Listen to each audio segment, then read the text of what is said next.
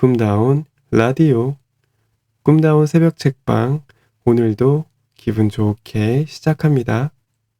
도미노를 세워라. 성공은 간단하다. 옳은 일은 옳은 방식으로 옳은 타이밍에 하면 된다. 아놀드 그라스.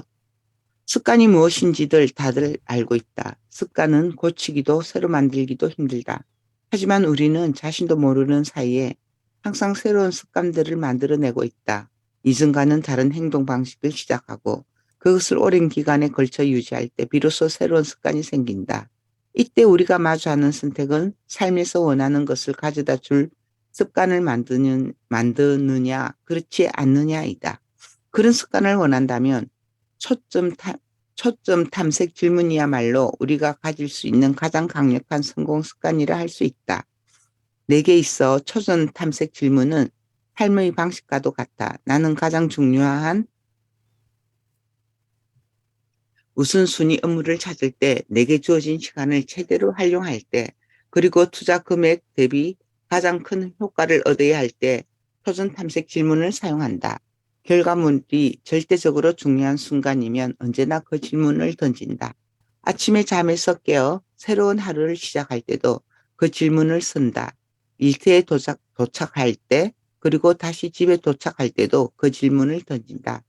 다른 모든 일들을 쉬워지게 하거나 필요 없게 만들 그 하나의 일이 무엇인가? 그 질문에 답을 찾고 나면 여러 도미노 조각이 제대로 줄지어 서 있음을 확인할 때까지 계속해서 같은 질문을 던진다.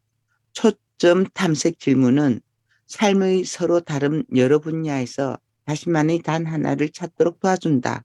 초점을 맞추고 싶은 분야를 집어넣어 초점 탐색 질문을 잘 표현하기만 하면 된다. 정신적 행복, 신체적 건강, 개인적 생활, 핵심 인간관계, 일, 회사, 재정적 문제 등에 대해 말이다. 그리고 질문을 던질 때도 바로 그 순서대로 바로 앞의 것이 그 다음 것의 기반이 되도록 한다. 또한 지금 당장이나 올해 같은 표현을 넣어 시기를 정해주면 적당히 수준의 긴장감을 부여할 수도 있다. 5년 내에나 최종적으로 같은 단어를 써서 장기적으로 목표를 안내할 큰 그림을 찾을 수도 있다. 여기 자기 자신에게 던질 수 있는 몇 가지 초점 탐색 질문이 있다. 해당 분야를 먼저 말하고 그 다음 질문을 만든 뒤 시기를 덧붙인다.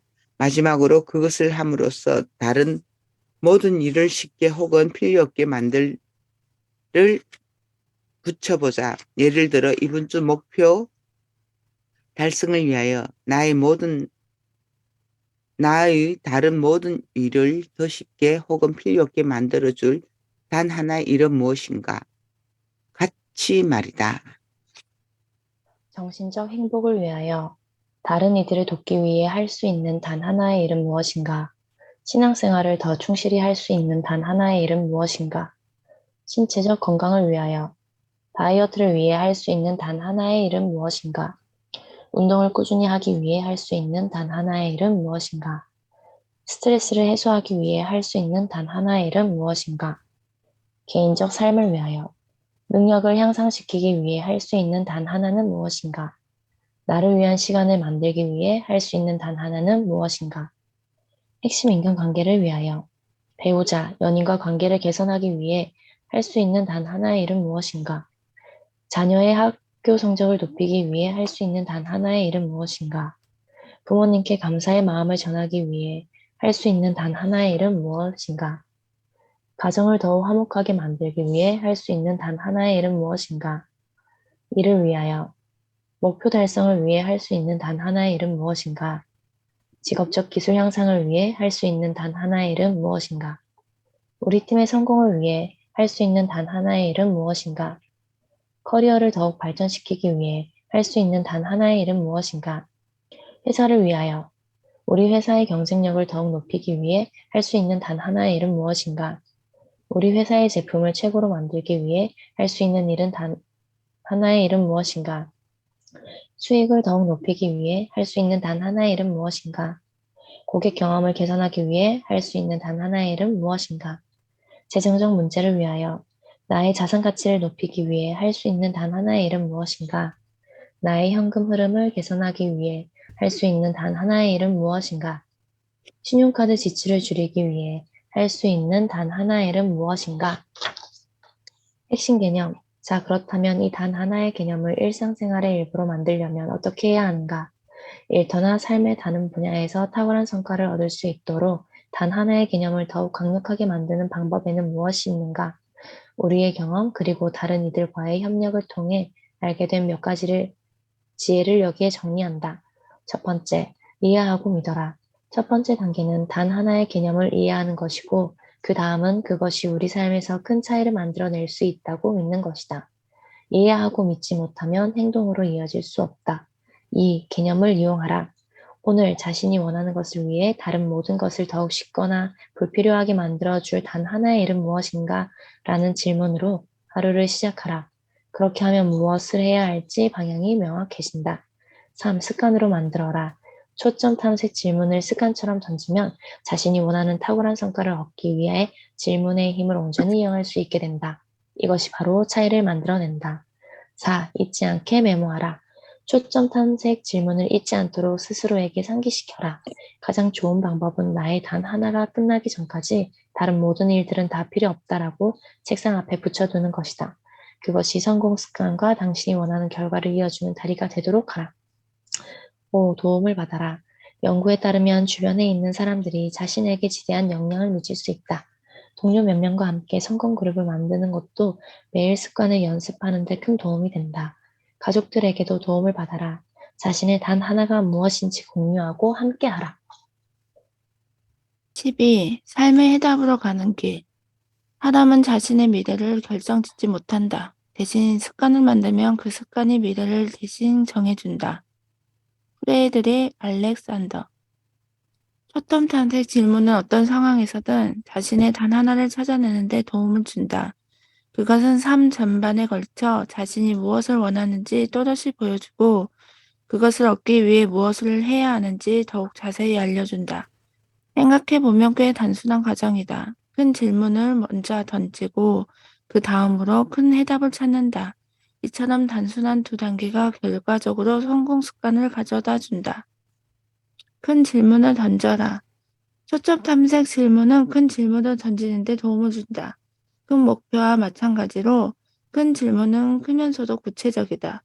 이런 질문은 크고 구체적인 답변을 내놓으라고 당신을 압박하고 자극하고 격려한다. 또한 측정 가능하게 설계되므로 최종 결과물이 크게 바뀌지도 않는다. 큰 질문 매트릭스를 보고 초점 탐색 질문의 힘을 확인해 보자. 매출 증대라는 목표가 있다. 어느 4분면을 나누고 1사분면인 크고 구체적인 간에 향후 6개월간 매출을 2배로 높이려면 어떻게 해야 하는가를 넣어보자. 지금부터는 각 4분면의 장단점을 알아볼 것이다. 4분면의 4분면 작고 구체적임. 올해 안으로 매출 5%를 높이려고 어떻게 해야 하는가? 구체적인 방향을 제시하는 질문이긴 하지만 도전적인 과제를 주는 것은 아니다.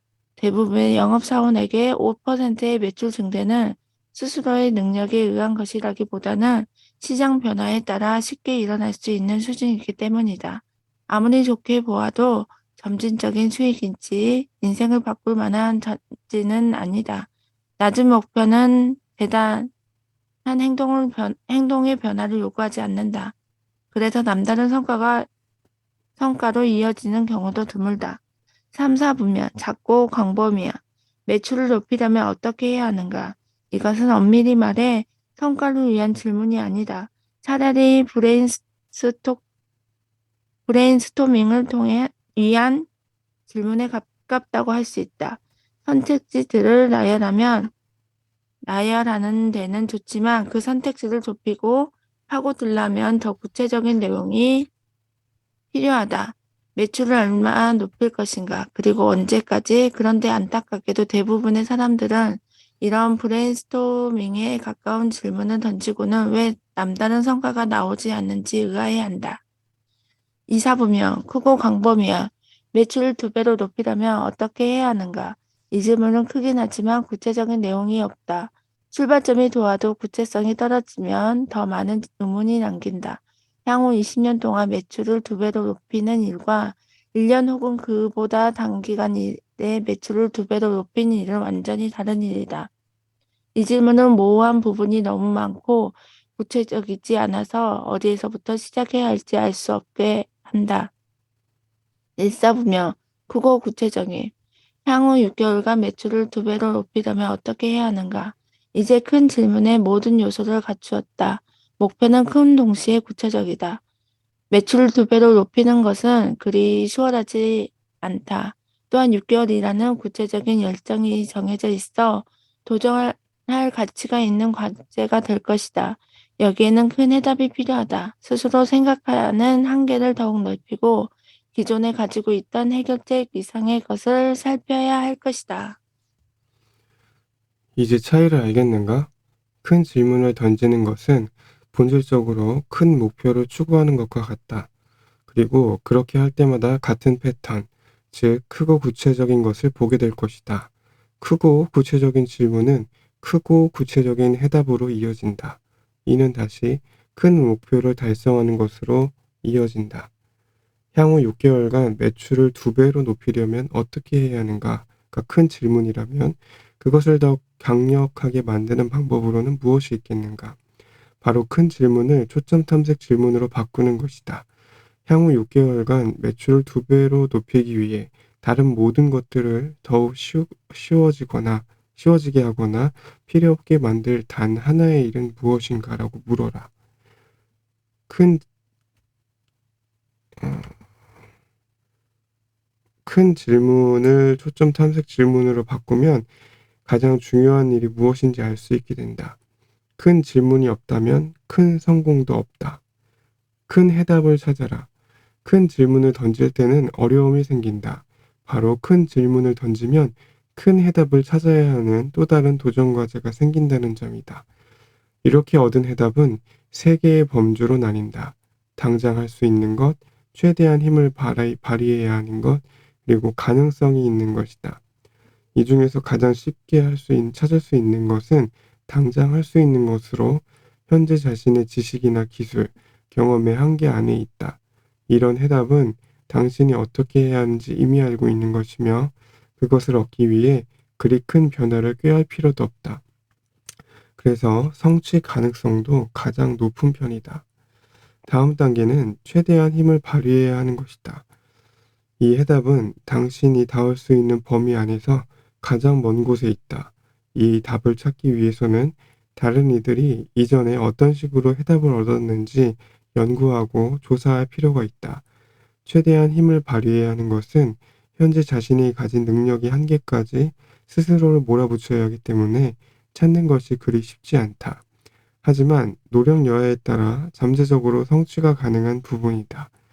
그런데 높은 성과를 올리는 사람들은 처음 이 두 가지 단계를 간파하고 일찌감치 거부해버린다. 평범한 성과에 안주할 생각이 없는 사람들은 처음부터 큰 질문을 던지고 가장 최고의 답변을 찾아 나선다. 탁월한 성과는 큰 해답을 필요로 한다. 크게 성공하는 사람들은 가장 바깥쪽에 있는 성취의 범위를 선택한다. 그들은 손을 뻗으면 닿는 곳 너머에 있는 것을 꿈꾸고 또 깊이 갈망한다. 그들 역시 그런 유형의 해답을 얻는 것이 아주 힘들다는 사실을 잘 알지만 동시에 그것을 찾기 위해 팔을 뻗으면 스스로 더 크게 성장하면서 자신의 삶 또한 더욱 풍요롭게 만들 수 있음을 안다.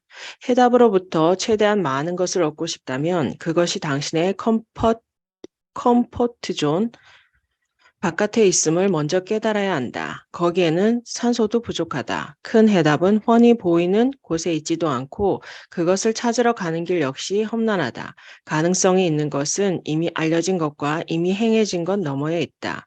큰 해답은 본질적으로 새로운 해답을 의미한다. 현재 나온 모든 해답 것들을 건너뛰고 기존에는 없었던 놀라운 해답을 찾는 것이다.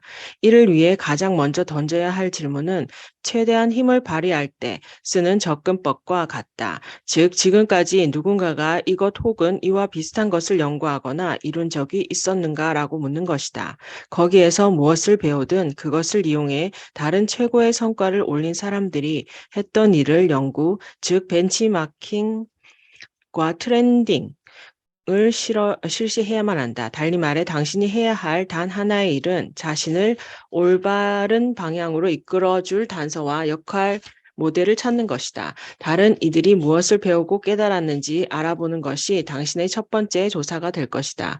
그래서 나는 오랜 세월을 걸쳐 상당히 많은 양의 책을 소집했다. 책은 도움이나 정보를 얻을 때 기댈 수 있는 매우 훌륭한 자원이기 때문이다.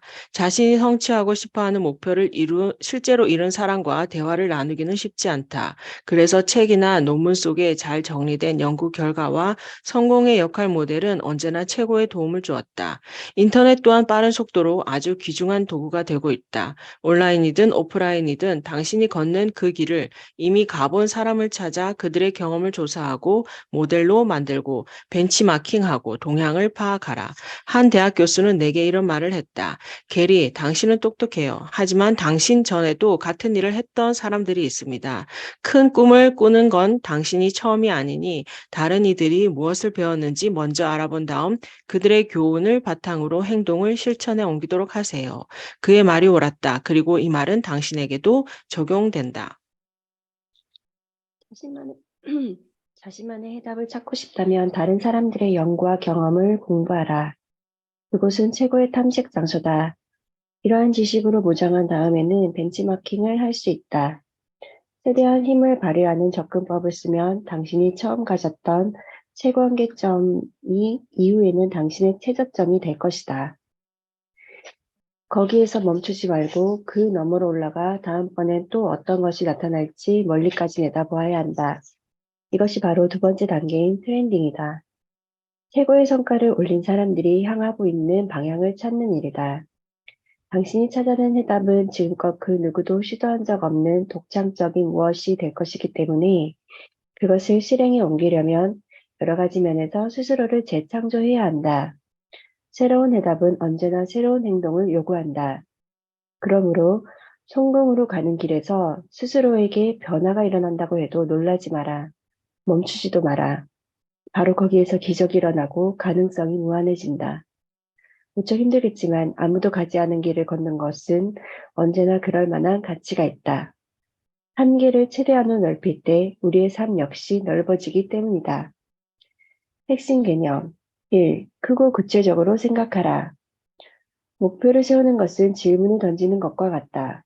저걸 하고 싶다 해서 저걸 어떻게 이루지로 바꿔라. 최고의 질문과 최고의 목표는 크고 구체적이다. 훌륭하면서도 남다른 성과를 원한다면 큰 질문을 던져야 한다. 또한 목표를 제시하면서 동시에 그 달성 여부에 대해 변명의 여지를 주어선 안 되기 때문에 구체적이어야 한다.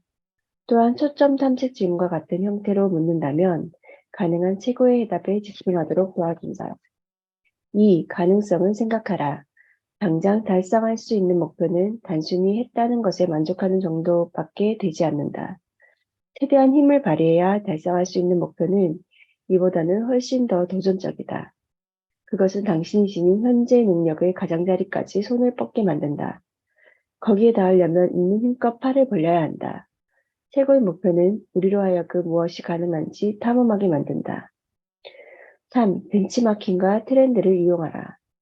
미래를 보는 수정 구슬을 가진 사람은 없다. 하지만 꾸준히 연습하면 상황이 앞으로 어떻게 바뀔 것인지 예측하는 실력이 놀라울 만큼 좋아질 수는 있다. 남들보다 앞서갈 수 있는 사람과 기업은 경쟁자가 거의 없거나 전혀 없는 상태에서 알짜배기 보상을 즐길 수 있다. 탁월한 성과를 위해 필요한 훌륭한 해답을 찾고 싶다면 벤치마킹을 이용하고 트렌드를 예측하라. 올바른 길로 가고 있다 하더라도 그냥 앉아만 있다면 빠르게 달려오는 다른 차에 치이고 말 것이다. 윌 로저스. 위대한 결과. 인생의 반전을 불러오는 단순한 진리. 직선 코스로 가라. 우리 삶에는 단 하나를 실행에 옮기고 탁월한 성과를 올리는 데 필요한 간단한 공식이 있다. 공식에 필요한 세 가지 요소는 바로 목적의식, 우선순위, 그리고 생산성이다. 이 세 요소의 연결을 통해 우리는 단 하나의 원칙을 두 개의 분야에 적용할 수 있다. 그중 하나는 크고 다른 하나는 작다. 당신이 가져야 할 큰 단 하나는 목적의식이고 작은 단 하나는 그 목적의식을 행동으로 옮길 때 필요한 우선순위다. 생산성이 높은 사람들은 목적의식에 의해 일을 시작하고 그것을 나침반과 같이 이용한다. 그리고 목적의식의 안내에 따라 자신의 행동을 좌우할 우선순위를 정한다. 이것이야말로 남다른 성과로 가는 가장 빠른 직선 코스다. 목적의식, 우선순위, 생산성을 빙산의 각 부분이라고 생각해보자. 일반적으로 물 밖으로 보이는 부분은 빙산의 9분의 1, 그야말로 빙산의 일각에 지나지 않는다. 생산성, 우선순위, 목적의식의 관계도 이와 똑같다. 우리 눈에 보이는 것은 보이지 않는 큰 것에 의해 결정된다. 생산성이 높은 사람들은 목적의식과 우선순위에 대한 생각이 분명하고 또다시 역으로 목적의식과 우선순위는 사람들이 높은 생산성을 발휘할 수 있도록 밀어붙인다. 수익이라는 결과물을 더하면 기업도 이와 마찬가지다. 일반 대중에게 보이는 것, 즉 생산성과 수익은 언제나 기업의 본질이자 기반인 목적의식과 우선순위에 의해 무리에 떠 있는 것이다. 모든 기업가는 생산성과 수익을 원하지만 그 두 가지를 얻는 최고의 길은 목적의식을 따르는 우선순위라는 것을 모르는 사람이 너무나 많다.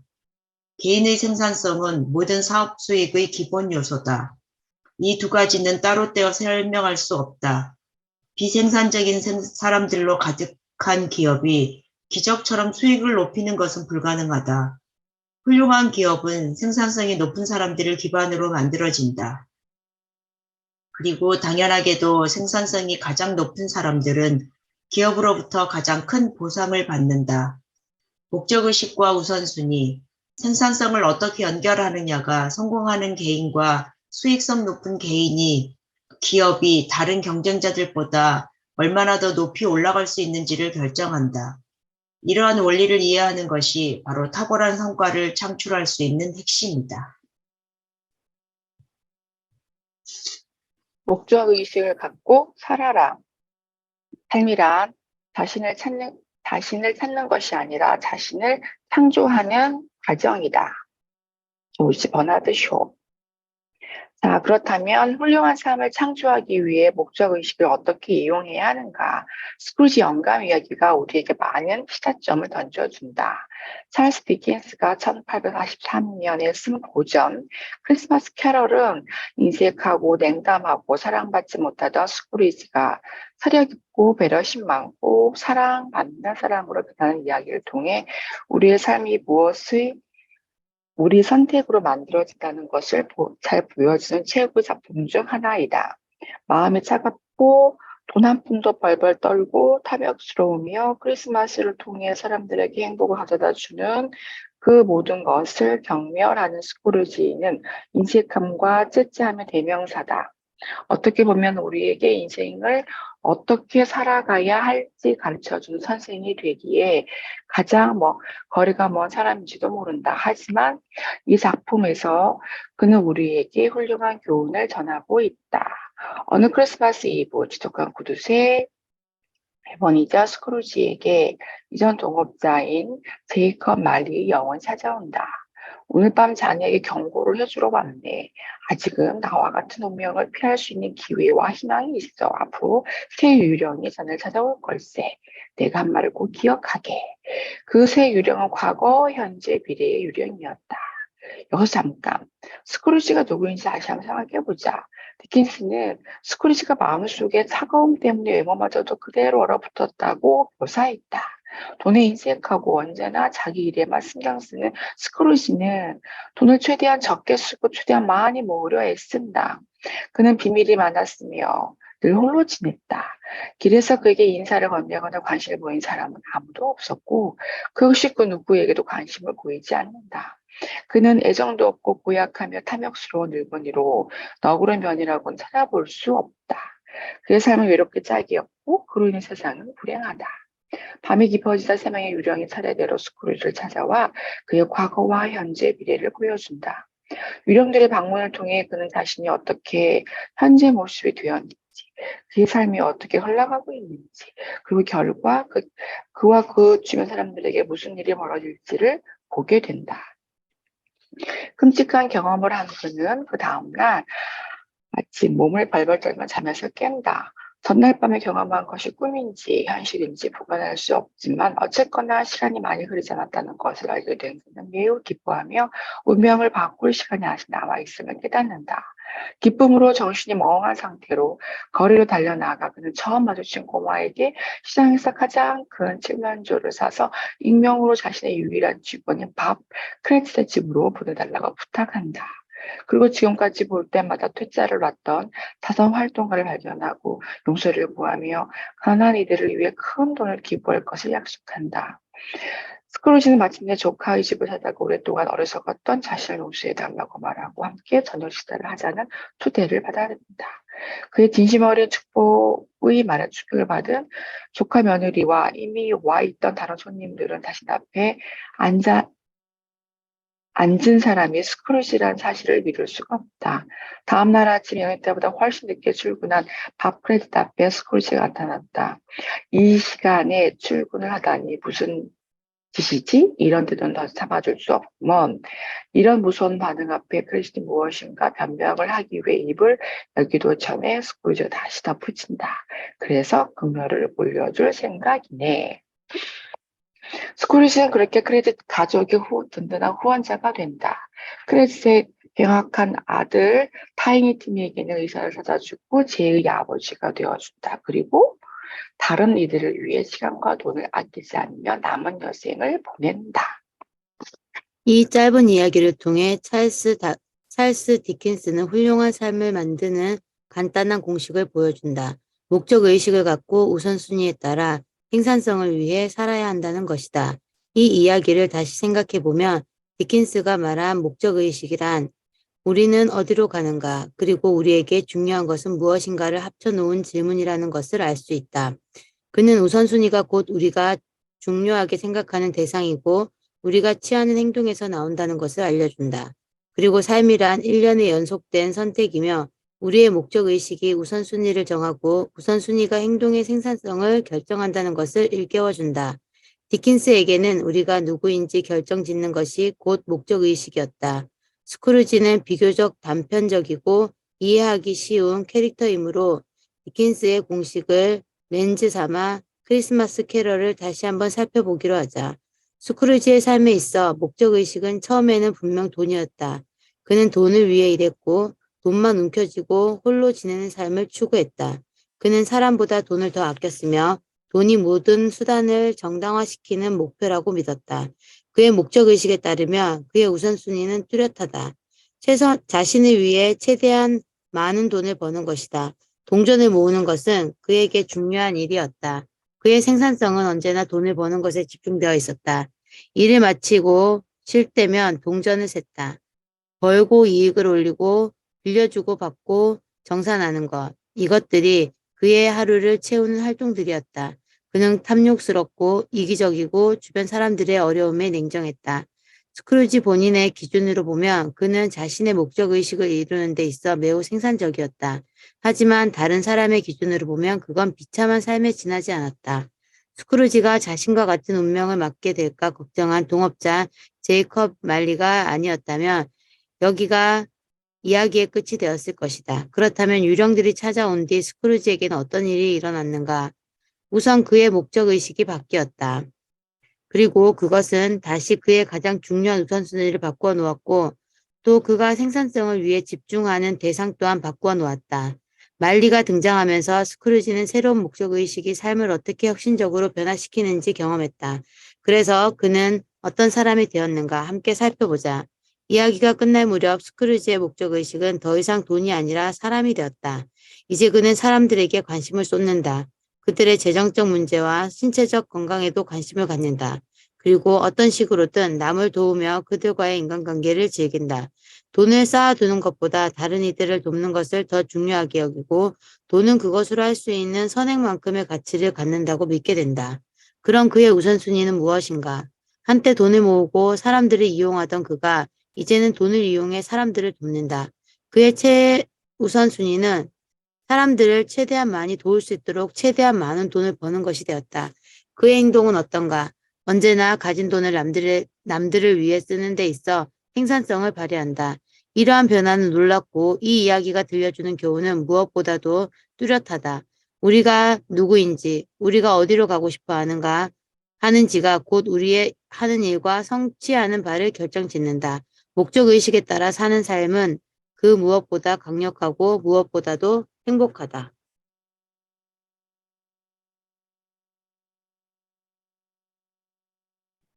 목적의식이 주는 행복. 사람들에게 삶에서 무엇을 원하느냐고 물어보면 행복이라는 답을 가장 많이 들을 것이다. 구체적인 답변은 매우 다양할 수 있겠지만 우리가 가장 원하는 것은 아마 행복일 것이다. 그런데 행복은 우리가 가장 오해하고 있는 것이기도 하다. 동기가 무엇이든 우리가 살면서 하는 행동 대부분은 궁극적으로 우리 자신을 행복하게 만들기 위한 것이지만 행복은 우리가 생각하는 방식으로 찾아오지 않는다. 이 내용을 좀 더 자세히 설명하기 위해 옛날 이야기를 하나 들려주고자 한다. 동양 그릇. 어느 날 아침 임금님이 궁에서 나와 한 거지와 마주쳤다. 임금이 거지에게 물었다. 너는 무엇을 원하느냐? 그러자 거지가 웃으며 대답했다. 제 바람을 채워줄 수 있는 것처럼 말씀하시는군요. 화가 난 왕이 대답했다. 당연하지. 뭘 원하느냐? 그러자 거지가 경고했다. 제게 무언가를 약속하시기 전에 한 번 더 생각하는 게 좋을 겁니다. 사실 그 거지는 보통 거지가 아니라 전생의 왕의 스승이었던 사람이었다. 그는 전생의 다음 생애에서 널 찾아와 깨우침을 주도록 하겠다. 이 생에서는 깨우침을 얻지 못했으니 다시 한번 나타나 널 도와주겠다라고 약속한 적이 있었다. 전생의 스승을 알아보지 못한 왕이 고집을 피웠다. 네가 원하는 것은 무엇이든 들어주겠다. 나는 어떤 바람도 충족시킬 수 있는 아주 힘센 왕이다. 그러자 거지가 말했다. 아주 간단한 바람입니다. 이 동양 그릇을 채워줄 수 있겠습니까? 당연하지. 왕이 대답하고는 자신을 따르던 신하에게 명령했다. 이 거지의 동양 그릇을 돈으로 가득 채워라. 신하가 명령을 따랐다. 그런데 그릇에 돈을 붓자마자 돈이 감쪽같이 사라지는 것이 아닌가? 그래서 그는 붓고 또 부었지만 돈은 붓는 즉시 사라지고 말았다. 동양 그릇은 여전히 텅 비어 있었다. 왕국 곳곳에 이 귀한 소문이 퍼지자 호기심 많은 사람들이 몰려들었다. 왕의 명예와 권력이 달린 문제였다. 그래서 왕은 신하에게 이렇게 말했다. 나의 왕국을 잃게 된다 하더라도 괜찮다. 절대 이 거지에게 질 수 없다. 그리고는 왕은 계속해서 거지 동양 그릇에 자신의 재산을 쏘아붓기 시작했다. 다이아몬드, 진주, 에merald, 왕의 보물창고는 점점 바닥을 드러냈다. 그런데도 거지의 동양 그릇은 채워지지 않았다. 무엇을 집어넣든 그 즉시 사라져버렸던 것이다. 마침내 놀란 군중이 침묵 속에 지켜보는 가운데 왕은 거지의 발 앞에 털썩 무릎을 꿇고 패배를 인정했다. 네가 이겼다. 마지막으로 나의 궁금증만 풀어다오. 이 동양 그릇의 비밀이 무엇이냐? 그러자 거지가 대답했다. 비밀 같은 거 없습니다. 그릇이 그저 인간의 욕망으로 만들어져 있을 뿐입니다. 우리가 직면하는 가장 큰 도전 중 하나는 우리의 목적의식이 거지의 동양 그릇처럼 바뀌지 않도록 만드는 것이다. 우리를 행복하게 만들어줄 다른 어떤 것을 끊임없이 찾는 밑빠진 독, 이것과 싸우는 건 무척이나 힘든 일이다. 열심히 돈을 벌고 살림을 늘리는 이유는 거의 대부분 돈이 우리에게 가져다 줄 것이라 기대하는 기쁨 때문이다. 한편으로는 정말 그렇기도 하다. 돈이나 원하는 것을 손에 넣으면 잠시나마 행복 지수가 솟구친다. 하지만 그 시간은 길지 않은 경우가 대부분이고 이내 원상태로 돌아가고 만다. 예로부터 많은 철학자들이 행복이란 무엇인지 고민해왔고 그들이 내린 결론은 거의 비슷했다. 돈과 재산이 많다고 자동적으로 지속적인 행복이 생기지는 않는다는 것이다. 우리는 주변 환경을 어떻게 해석하느냐에 따라 환경의 영향을 많이 받을 수 있고 적게 받을 수도 있다. 큰 그림을 보지 못하면 반복적으로 성공만 찾게 되기 쉽다. 왜 그럴까? 일단 원하는 것을 얻고 나면 새로 얻는 것에 금세 익숙해지기 때문에 머지않아 행복감이 사라진다.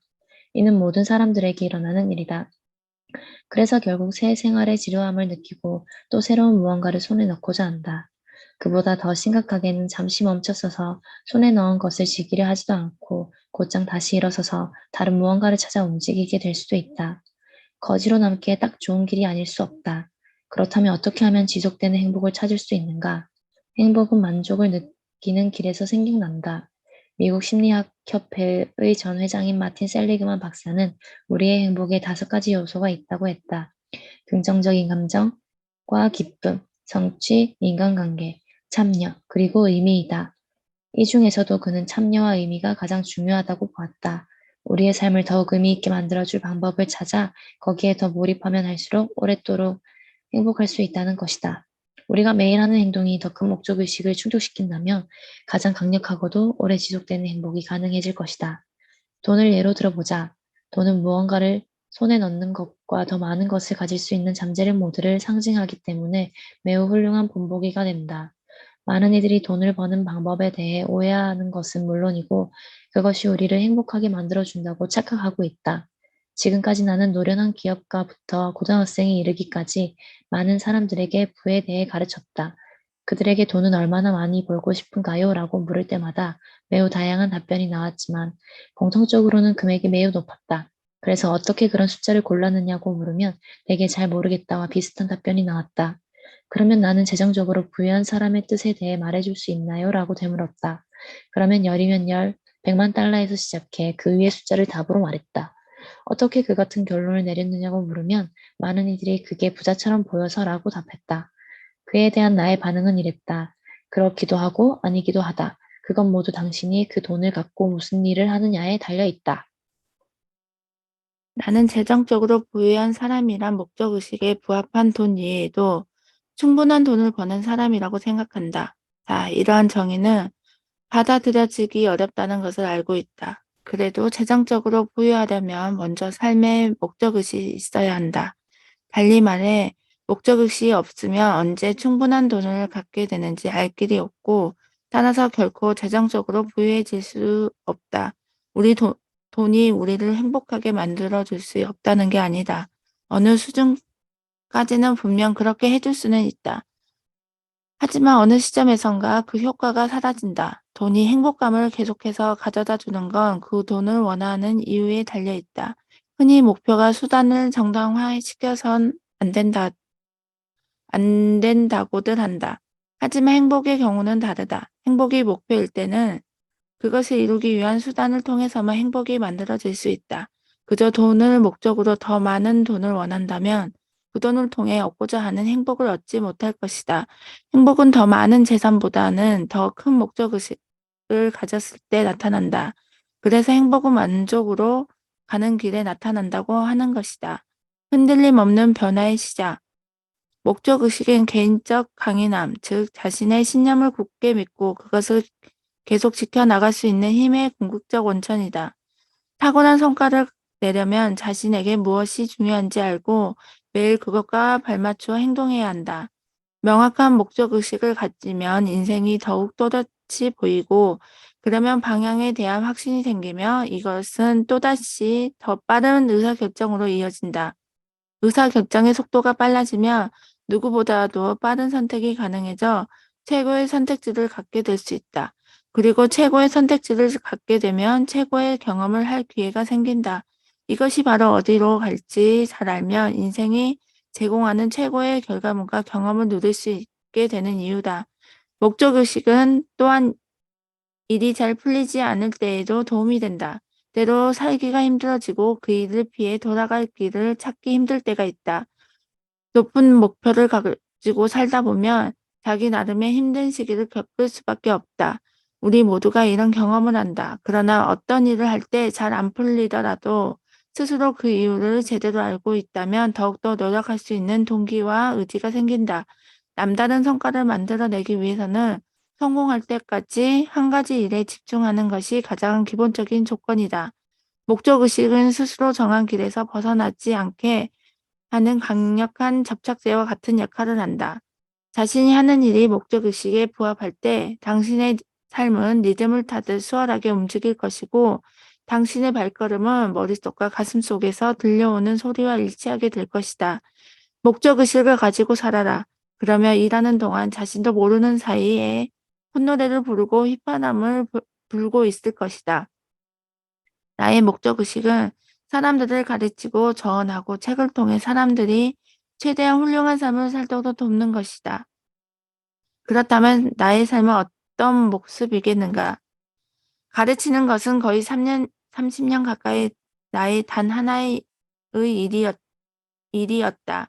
처음에는 고객들에게 시장에 대한 것과 훌륭한 의사결정을 내리는 방법에 대해 가르쳤고, 그 다음에는 교실에서, 영업회의에서 아니면 1대1로 영업사원들을 가르쳤다.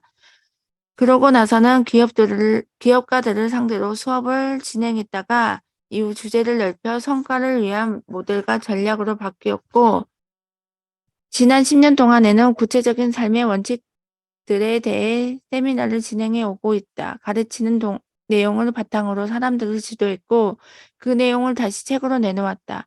하나의 방향을 정하고 그 길을 따라 행진을 시작하자. 그러고 나서 그것을 자기 마음에 드는지 곰곰이 생각해 보자. 시간이 시각을 더욱 또렷하게 만들어 줄 것이다. 마음에 들지 않는다면 언제든 생각을 바꿀 수 있다. 이것은 당신의 삶이니 말이다. 핵심 개념 1. 행복은 만족으로 가는 길을 나타난다. 우리는 모두 행복해지고 싶어 하지만 무작정 행복을 추구한다고 행복이 나타나는 건 아니다.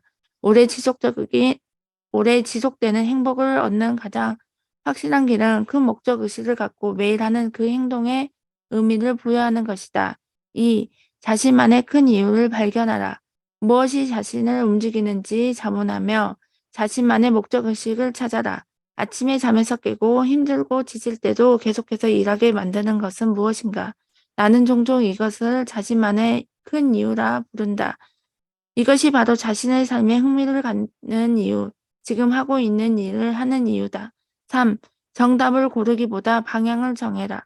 목적의식이라고 하면 너무 진지하게 들릴 수 있지만 어려워할 필요는 없다. 단순하게 그것을 인생에서 다른 그 어떤 것보다 강하게 원하는 단 하나라고 생각하라. 성취하고 싶은 무언가를 적은 다음 그것을 어떻게 성취할 것인지 설명하라. 우선순위에 따라 살아라. 계획을 세우는 건 미래를 현재로 가져오는 일이다. 지금 당장 미래를 위해 무슨 일이라도 할 수 있도록. 앨런 라킨. 여기에서 어느 방향으로 가야 하는지 알려주시겠어요? 그건 네가 어디로 가고 싶어 하느냐에 달렸지. 고양이가 대답했다. 어디로 가든 상관없어요. 앨리스가 말했다. 그렇다면 어느 방향으로 가든 상관없잖아? 루이스 캐럴의 이상한 나라 앨리스에 등장하는 앨리스와 채셔 고양이와의 대화를 보면 목적의식과 우선순위에 밀접한 관계가 잘 나타나 있다. 목적의식을 가지고 살면 자신이 어디로 가고 싶은지 알 수 있다. 그리고 우선순위에 따라 살면 그 어디에 이르기 위해 무엇을 해야 하는지 알게 된다. 새로운 하루가 시작될 때마다 우리에게는 선택권이 주어진다. 무엇을 하면 좋을까? 혹은 무엇을 해야 할까? 라고 물을 수도 있다. 방향이나 목적의식이 없어도 무슨 일인가를 하면 어디론가 갈 수는 있다. 하지만 목적의식을 가지고 어딘가에 가는 경우라면 반드시 가야 하는 그곳에 도달하기 위해 해야 하는 행동이 따르기 마련이다. 여기까지 할까요? 네, 여기까지 하도록 하겠습니다. 네, 고생하셨습니다. 사진 찍을게요. 혜정님하고 네. 종현님은 나가셨네. 자, 원띵 갑니다. 하나, 둘, 셋. 이야, 좋네요. 감사합니다. 감사합니다. 내일 네. 뵐게요. 네, 감사합니다. 저는 오늘 여행 갑니다. 어디로 가요? 휴가입니다. 어디요? 호주? 호주. 네. 우와! 명절 지나고 봬요. 죽인다. 어디? 예. 호주? 잘 다녀오세요. 잘 어떻게 다녀오세요. 명절이다. 여름인 곳으로 가시네요. 네네. 예, 대박. 비키니 좀 입으시고요. 네. 명절에 가다니 제일 부럽네. 네. 부럽다. 최고의 여행 네. 되시기 바랍니다. 다녀오세요. 감사합니다. 조심히 네. 다녀오세요. 나도 가야 완전 부럽네.